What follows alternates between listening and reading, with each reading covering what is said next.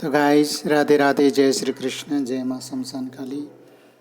तो बहुत दिनों के बाद कम बैक लौट करके आया हूँ। तो अब ऐसा ही है भाई, तबीयत भी डाउन था तो कुछ आप लोगों को पता है भाई गर्मी कितनी है, तो ऐसे में काम भी जो है नहीं कर पाते हैं। तो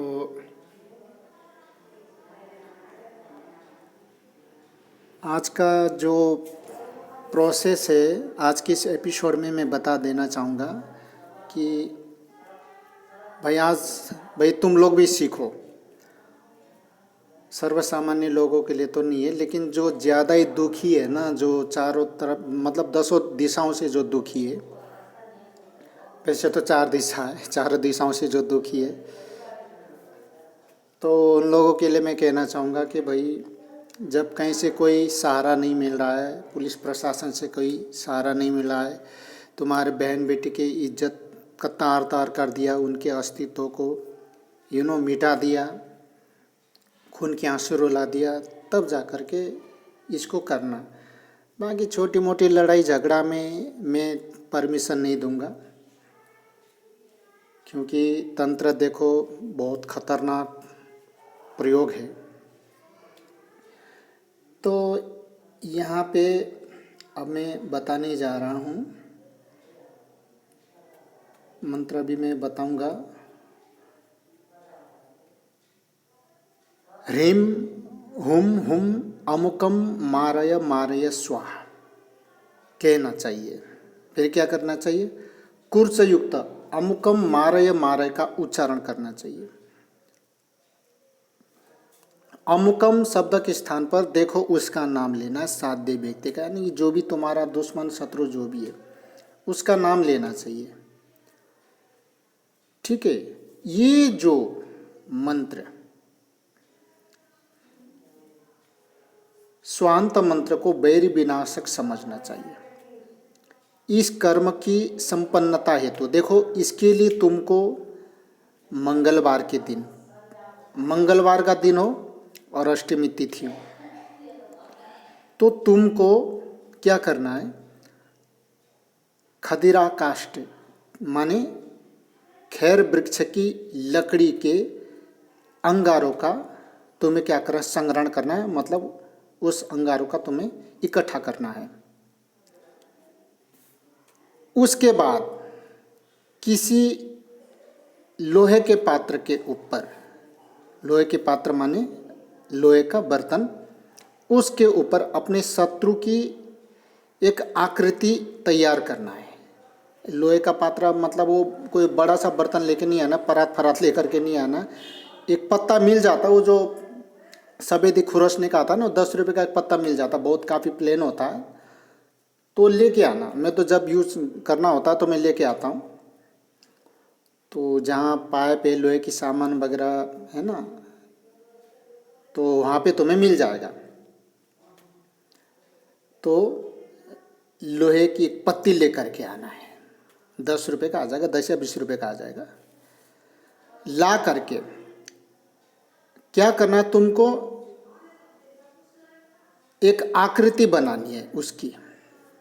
अब चाहे वो काले पेन से बनाओ या फिर उसमें तुम वो, अब तो खैर इलेक्ट्रॉनिक जो मशीन पता नहीं पेन क्या, उससे आकृति बनाओ, तुम्हारी मर्जी। तो उसका चित्र तैयार करना है, मतलब उसका एक पुतली बनाना, एक चित्र तैयार करना है। उसकी फिर प्राण प्रतिष्ठा करेंगे विधि विधान के साथ। तो रात में क्या करना है? उसके मस्तक, मस्तक माने सर, खोपड़ी,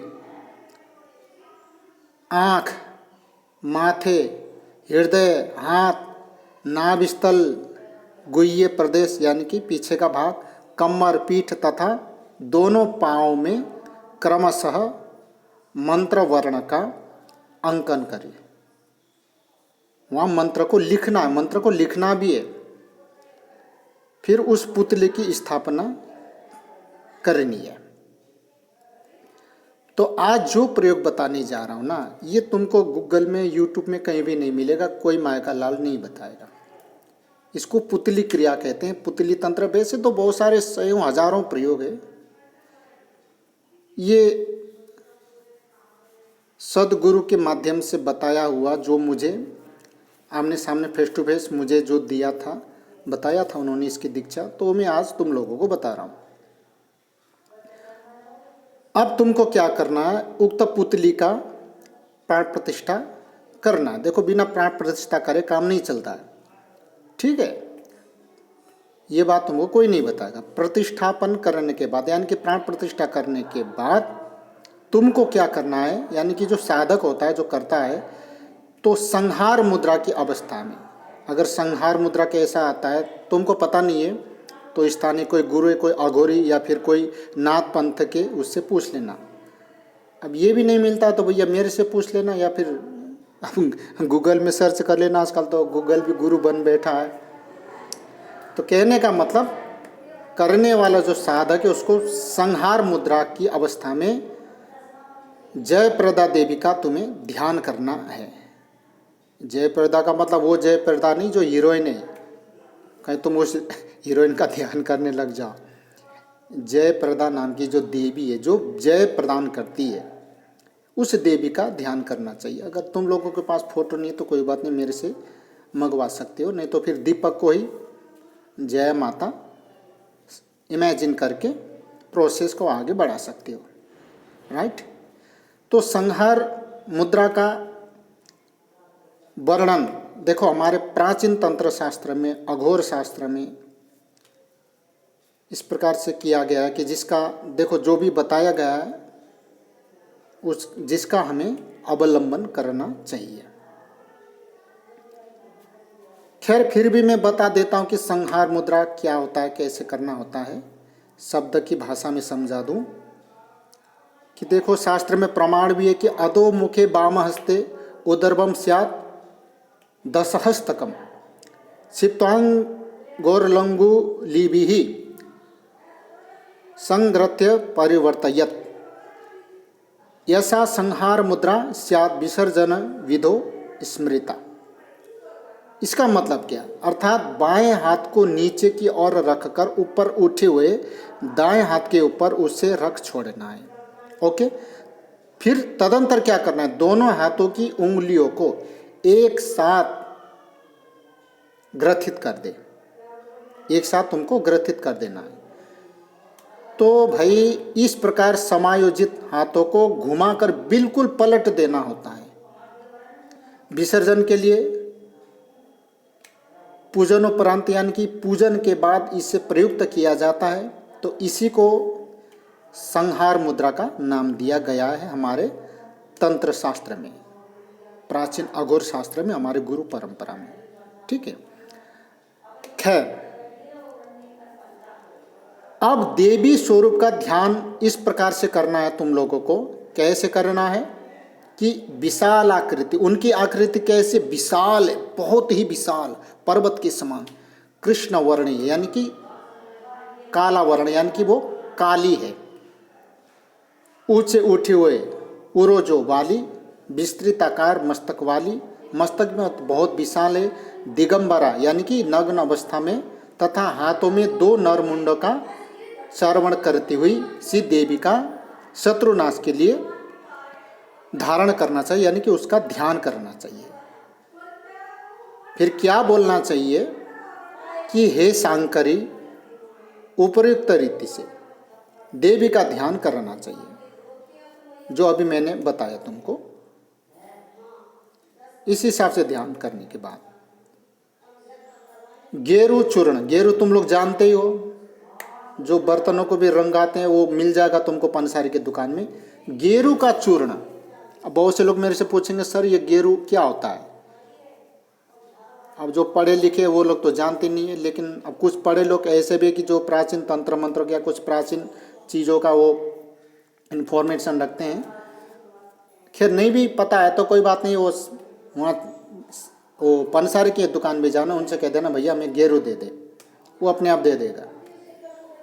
तो गेरू का चूर्ण तथा हल्दी के चूर्ण को एक साथ मिला करके, ठीक है ना, एक साथ मिला देना, मिक्स करना है।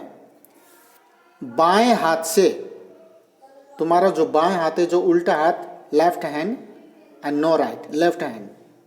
ओके, तो लेफ्ट हैंड से ओम शत्रु नाशकर्त्रे नमः, मंत्र बहुत शुद्ध बोलना है। ओम शत्रु नाश कर्त्रे नमः, दो मात्रा है इसमें, एक बार और बोल देता हूं। ओम शत्रु नाश कर्त्रे नमः का मंत्रों का उच्चारण करते हुए धारा प्रवाह के रूप में देवी पर अर्पण करना चाहिए। धारा प्रवाह का मतलब मंत्र नहीं रुकना चाहिए।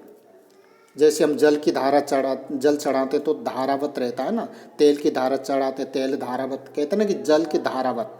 तो कहने का मतलब मंत्र अविरल होना चाहिए, बीच में टूटना नहीं चाहिए। इस हिसाब से कि ओम शत्रुनाशकर्त्रे नमः मंत्र का उच्चारण करते हुए धारा प्रवाह के रूप में देवी पर अर्पण करना चाहिए।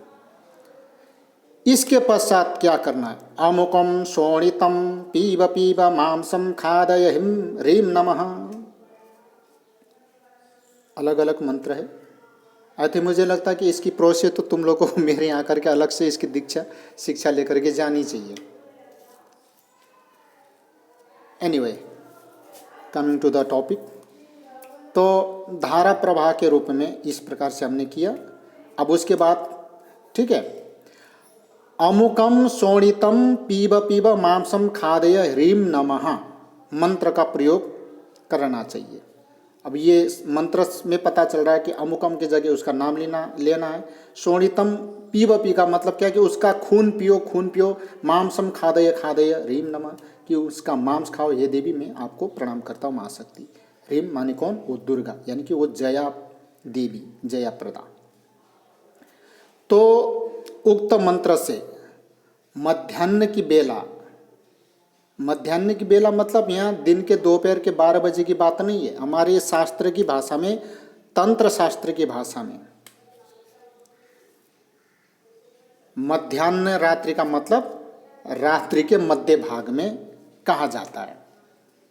संसारी लोगों के लिए तो देखो अब क्या कि दोपहर का मतलब दिन का दोपहर मध्याह्न है ना, यानी कि दिन का दोपहर। लेकिन तंत्र के भाषा में, तांत्रिकी भाषा में मध्य रात्रि मतलब रात्रि के मध्य भाग को मध्याह्न की बेला में कहा गया है। तो रात्रि के मध्य भाग में 100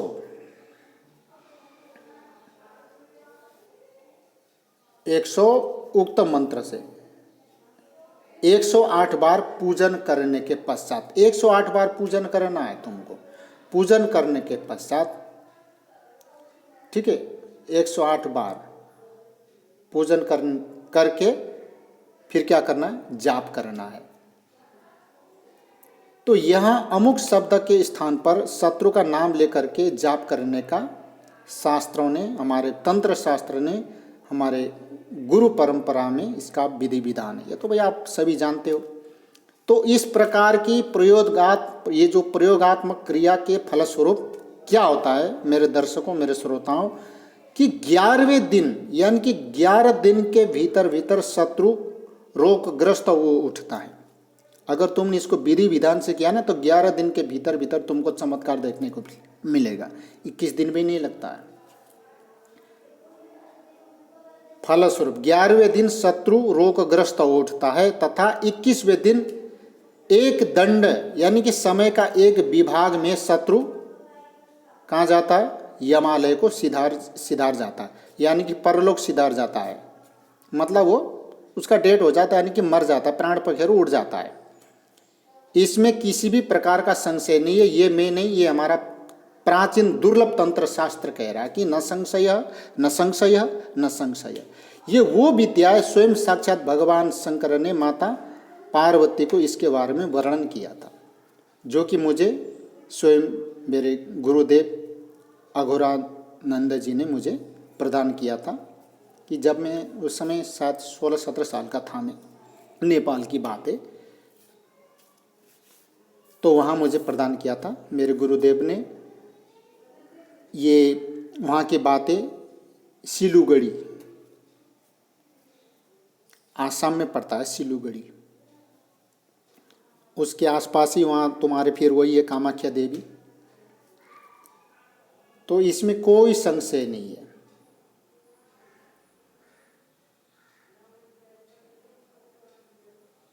ठीक है।